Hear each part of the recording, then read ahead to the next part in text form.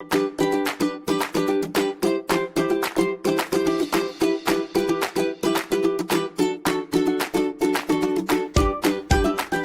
عليكم ورحمة الله وبركاته. مرحبا بكم فيديو جديد على قناتي مطبخ الأطلسية. رمضان مبارك كريم. انا وجدت لكم الحريرة صحية بالخميرة البلدية وبمكونات جد مبسطة. تبعوا معايا الفيديو من الاول حتى الاخر باش تعرفوا طريقة التحضير. انا هنا خديت الطنجرة، درت شوية ديال العدس، شوية ديال الحمص، شويه ديال اللحم، غير شويه ممكن ديروا العظم، واستهنا المكون السحري خطير. شويه ديال الفول اللي كنكون رقناه ليله كامله كيعطي واحد المذاق للحريره ديالنا كما كانوا تعملوها جدودنا. وهنا درت طوماط سوغيز، صراحه الثمن ديالها منخفض. خديتهم وغادي نحكهم. من بعد ما غسلتها كنحيد ليها هذا الرويسه الكحل هذه، صراحه كتجي هي ارخص من المطيشه الاخرى. كنطحنهم. وهنا خديت الكرافس اللي كنخلي ليه هاد الجدو هذا، كاين اللي كيدير غير الوراق، هذا خطا صراحه. تندير انا هاد العريش هذا وحتى ديال القزبور والمعدنوس كنديرهم كيعطيو واحد البنه خطيره للحريره.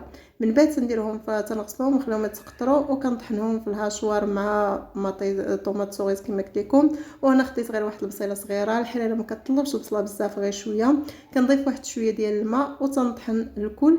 كنحصل على خليط بحال هذا الشكل. ممكن ديروا في الهاشوار، انا درت غير في الخلاط الكهربائي مونيميكس. ها هو كما كيجي هذا الخليط هذا.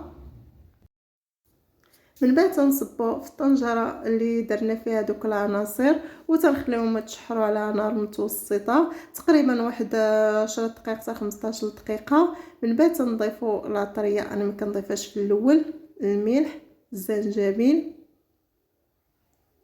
وشويه ديال الخرقوم. تندير انا خرقوم بكثره، ابزار حتى هو تيعطي المذاق رائع. وكندير غير شويه ديال الزيت. هنا درت القزبور يابس، الا كان متوفر ما كانش ما تنديروش. شويه ديال زيت الزيتون او زيت نباتيه كتبقى اختياري، غير شويه. ممكن تضيفوا الشحمه، انا ما ضفتهاش. اللي بغى يدير الشحمه ممكن يستغنى على الزيت. من بعد ما تغلطنا غادي نضيف ماء دافي، من الاحسن ما يكونش الماء مغليانش، ما تنخليوه طيب واحد شويه. هنا كنوجدوا كما قلت لكم درتها بالخميره البلديه. ها هي غادي نديرو شويه ديال الدقيق، درت الدقيق الكامل، غربلته غير شي شويه، خليته بشويه ديال النخاله ديالو. كما قلت لكم هاد الحريره صحيه، خصوصا حنا في هذا رمضان الكريم تناكلوا شي حوايج في الفطور. ضروري خص شي حاجه تكون صحيه باش نقدروا نقوموا الليل ونصليو الصلاه ديالنا.